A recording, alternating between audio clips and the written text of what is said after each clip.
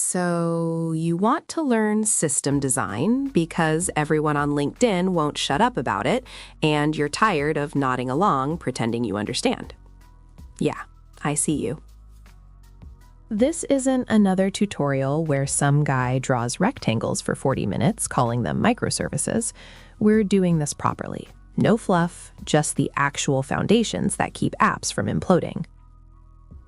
Let's start with what system design actually is, because half of you think it's some mystical dark art. System design is literally just planning how your app doesn't die when more than 12 people try to use it at once. That's it. You're designing systems that scale. Mimi, not now.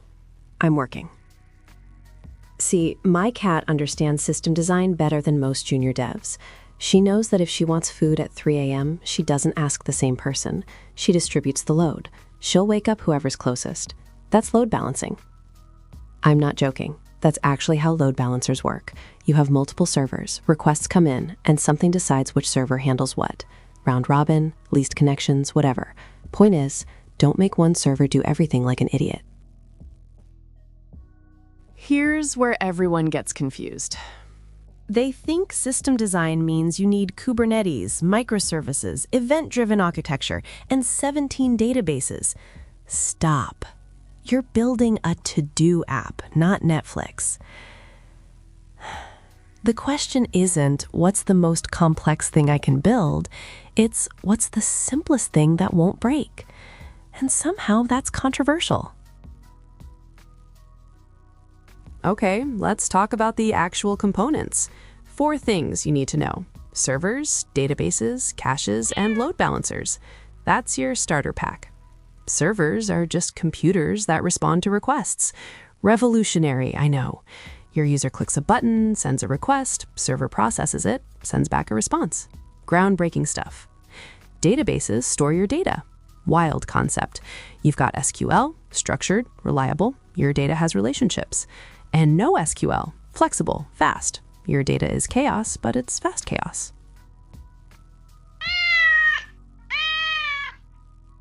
Mimi, I swear to God. She does this every single recording. It's like she knows. Where was I?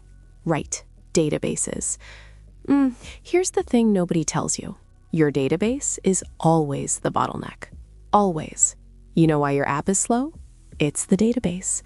You know why it crashed? Database. You know why you're crying at 2 a.m.? Database. So we invented caching, which is just remembering stuff so you don't have to ask the database every single time. Redis, memcached, whatever. It's like keeping frequently used items on your desk instead of walking to the storage room every time. My coffee mug stays here because I use it every 3 minutes. That's caching. My tax documents from 2019? Storage room. That's the database. See? System design. And load balancers. We talked about this. Multiple servers distribute the traffic. Don't make one server handle everything like it owes you money. Now let's talk about the 2 ways to scale, because this shows up in every interview and everyone explains it terribly. Vertical scaling. Make your server bigger. More RAM, more CPU, more everything. It's like buying a bigger bucket. Horizontal scaling. Add more servers, multiple smaller buckets, more people carrying water. One costs a fortune and has a ceiling. The other is a coordination nightmare, but scales infinitely. Pick your poison. Fun fact, did you know that octopuses have 9 brains? 1 central brain and 8 in their arms. That's distributed computing. Each arm processes its own sensory information independently. That's literally how microservices work. Independent components doing their own thing, coordinating when needed. Octopuses figured this out millions of years ago, and we're out here acting like we invented it. Anyway, getting back to it.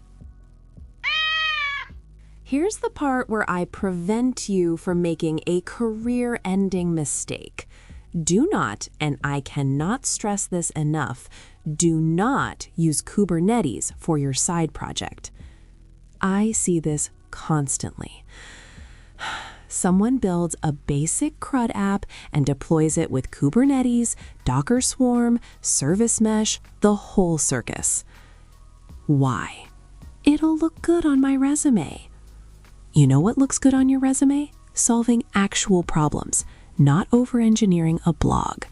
That's called resume-driven development, and it's how you end up maintaining infrastructure that costs more than your app makes. 3 patterns that show up everywhere.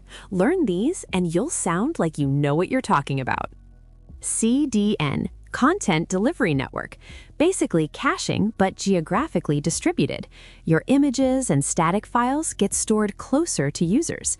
Indian user gets files from Mumbai server, not your server in Oregon. API Gateway, the bouncer at the club. Handles authentication, rate limiting, routing requests to the right service. One entry point for everything.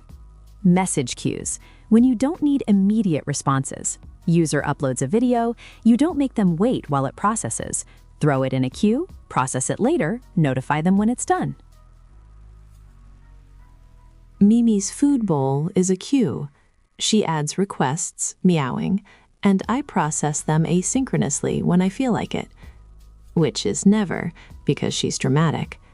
Here's what nobody tells you about system design.